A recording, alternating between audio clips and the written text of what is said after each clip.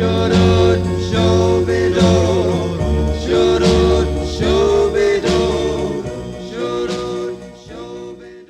Scorsese is one of my favorite directors. Ever since Taxi Driver altered the way I watch films, I've always been fascinated with his work.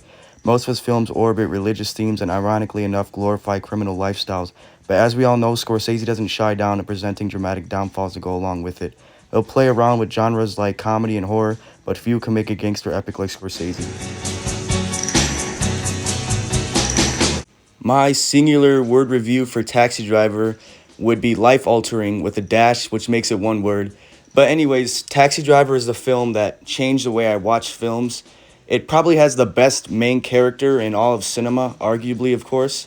And to go along with that, it's just a film where whenever I want to watch it, I have to make a ritual out of it because it's just an incredibly special film. And I'll never forget the first time I seen this film, as it truly did change my life. And I say this in the least pretentious way, but it really does cut deep when you watch this film. Few films are as exhilarating as Goodfellas, and that's why my one-word review for this film is exhilarating. Every single second of this film is just kinetic. It really never ends, and it makes it incredibly approachable to all viewers, which is probably why Goodfellas is a fan favorite from Scorsese, and for all the right reasons, of course. The characters are amazing, the soundtrack is awesome, and it really just makes for that ideal classic from one of the greatest filmmakers of all time. What do you want, fucko? You want some? Huh? Oh, hey! Raging Bull is a very hostile film. Jake LaMotta is easily one of the biggest jerk protagonists of all time, which kind of makes him an antagonist in this film. But yes, Hostile is my one-word review for this film. Not only is it about boxing, which makes it hostile naturally, but once again, like I'm saying, I mean, we're following the life of one of the biggest jerks ever put on the big screen. And it's almost kind of hard to watch at times. Like, I truly hated De Niro in this film, even though he gives a brilliant performance, probably the greatest of his career. But Hostile really does fit as the word for this film. Apparently tired, punched with a fairly well, and rocked. The Wolf of Wall Street may stand as Scorsese's most inappropriate film, as it has the most nudity and the most drug use in it. But I will call it very approachable because I truly think that all audiences would be entertained by this film, as just like Goodfellas, it never really ends, and DiCaprio is just like really entertaining to watch. And The Wolf of Wall Street stands as probably one of the most like non-stop enjoyable films I've ever seen, which once again makes it very approachable. Yeah. Under what circumstances would you be obligated to cooperate with an FBI? The Departed is probably one of Scorsese's most intelligently told films, as it's very meticulous, but my one-word review is easily intelligent. This is actually a remake of a Hong Kong film called Infernal Affairs, and that film was pretty meticulous too, but I think Scorsese brings The Departed to just a whole new level. Everything about this film is so smooth, and, you know, it takes a few watches to actually understand the whole thing in its entirety. And for that, I just think Scorsese truly crafted this film to perfection in a lot of ways. She ignored us, so she must be a cop. She's probably the fucking police commissioner.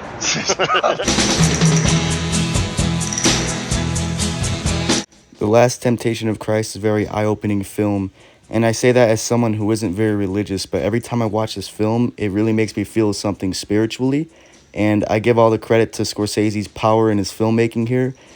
This film is very controversial for reasons that everyone can kind of understand, but its retelling of the life of Christ is just really perfect, and like I said before, it really makes me feel something.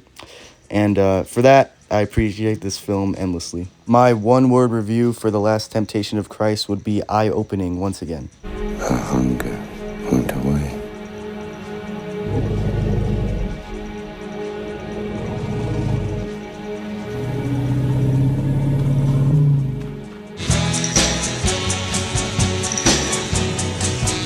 I really love Martin Scorsese's Casino for a lot of reasons, and the main reason is because it's very quotable, and that is my one-word review, quotable.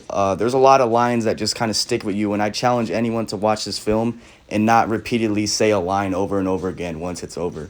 Also, this was made in my hometown of Las Vegas, and for that, I really love this film too.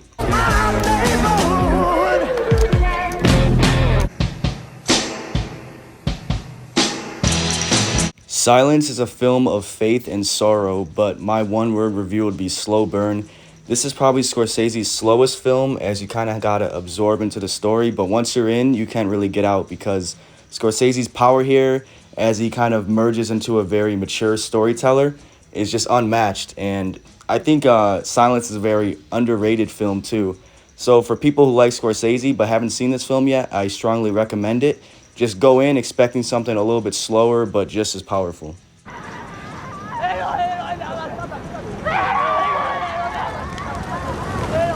So, I watched them. After Hours is a masterpiece of black comedy, and my one-word review would just be black, meaning black comedy. And, you know, After Hours is a very special kind of film because rarely do films ever capture the kind of tone that After Hours does. It's very deceitful, but it's also pretty hilarious. And for that, I call it black comedy at its finest. That was funny. That was funny.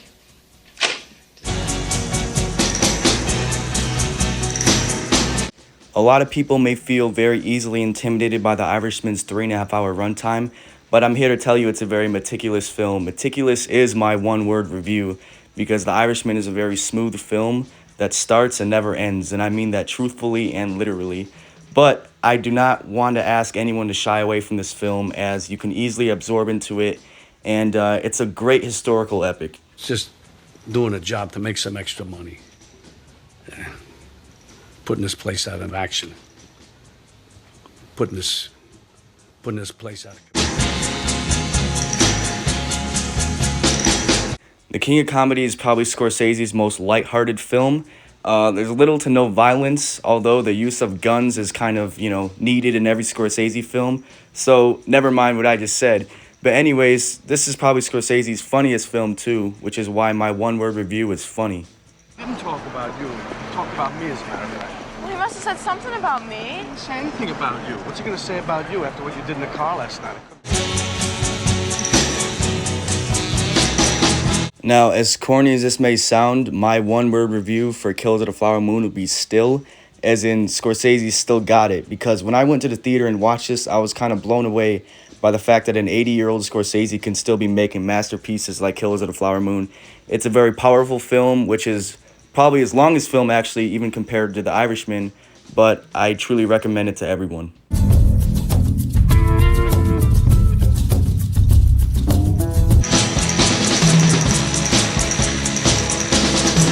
The Aviator is a very observant film, and that's probably all for the right matter because this is Scorsese's most powerful biopic.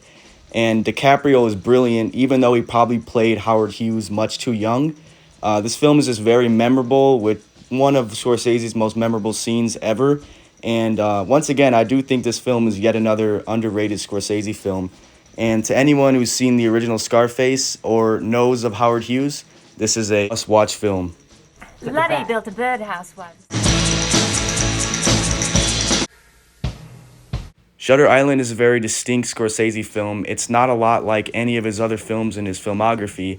But with that being said, my one-word review for Shutter Island is horror, as this serves as probably his most creative horror film, opposing next to Cape Fear, which is probably scarier, which I'll be talking about right after this.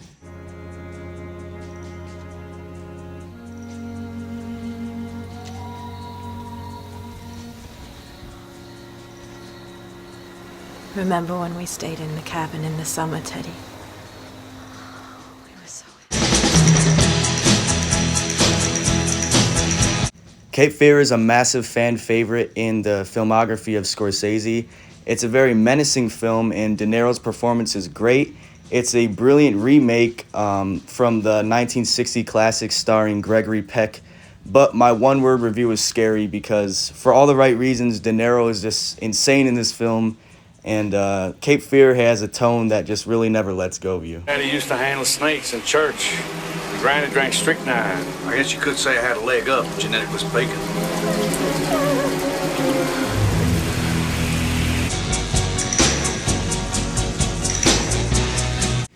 Gangs of New York is a great film, and though it isn't as perfect as a lot of other Scorsese crime films, I think it's very underrated, and Daniel Day-Lewis gives one of the greatest performances in any Scorsese film.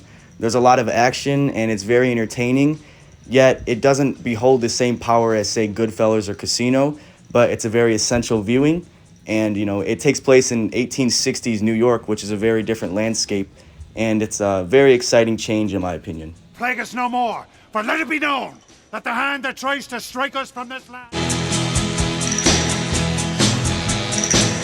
It's a rare occasion when you're watching a Scorsese film and you describe the film as bittersweet.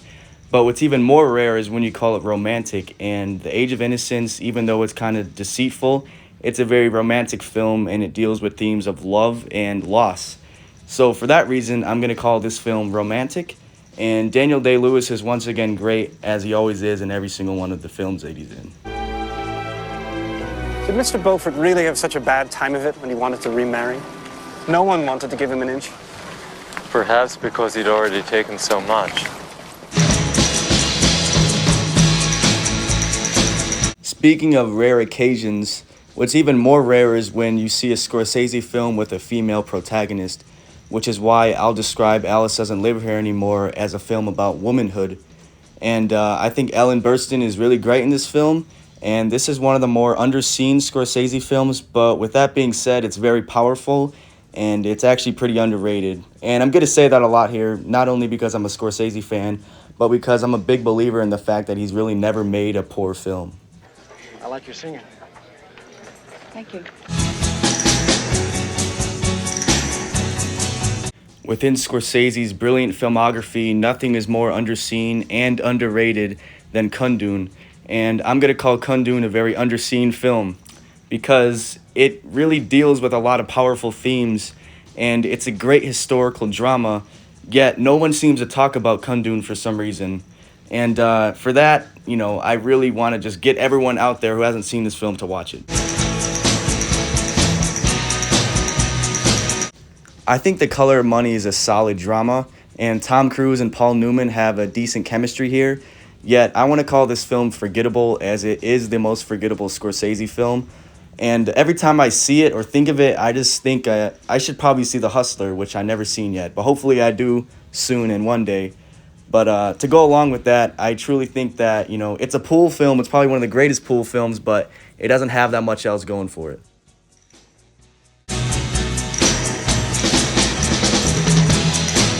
Bringing Out the Dead is probably another Scorsese horror film, arguably, but above all, it's a psychological drama, and there are a lot of ghostly themes within this film, which makes it pretty unsettling to watch. Even its gritty cinematography kind of says it all right here. But I think Nicolas Cage is pretty solid in this film, and seeing solid Nicolas Cage performance is always pretty ideal in my opinion. My one-word review is psychological.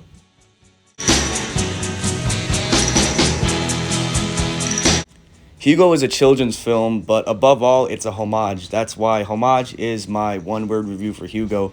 It's about love for cinema and the origins of cinema in France and the work of Georges Méliès. This is where Scorsese pretty much says, I want to make a film about cinema and I want to express my love for it.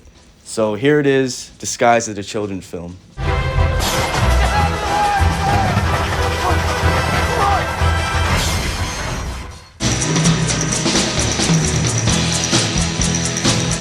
Though I consider Mean Streets to be quite flawed, I do think it's a game changer. That's why Game Changer is my one-word review.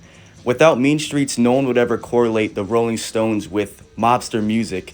And Mean Streets is definitely that film that changed it all.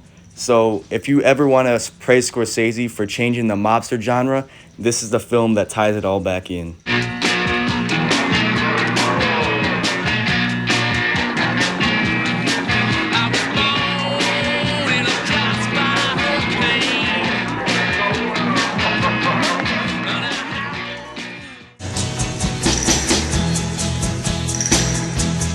Funny enough, but this does make sense, my one-word review for New York, New York is Sinatra, as in Frank Sinatra, because New York, New York is actually the origin of Frank Sinatra's very famous song, New York, New York. And I never even knew that until I seen the film. So Scorsese actually has a big historical impact with New York, New York, even though it's one of his least impressive films. As a Scorsese fan, once you see Boxcar Bertha, you can kind of say you've seen it all. This is Scorsese making a B movie, and my one-word review is Corman, as in Roger Corman, who produced this film, which is why B movie is written all over Boxcar Bertha, yet I think it's pretty underrated once again.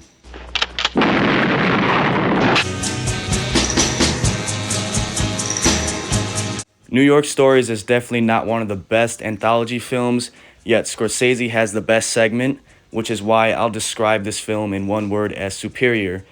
Not relating to the entire film, but just Scorsese's segment called Life Lessons. Coppola and Woody Allen do have segments, but I think they're pretty insignificant next to Scorsese's segment.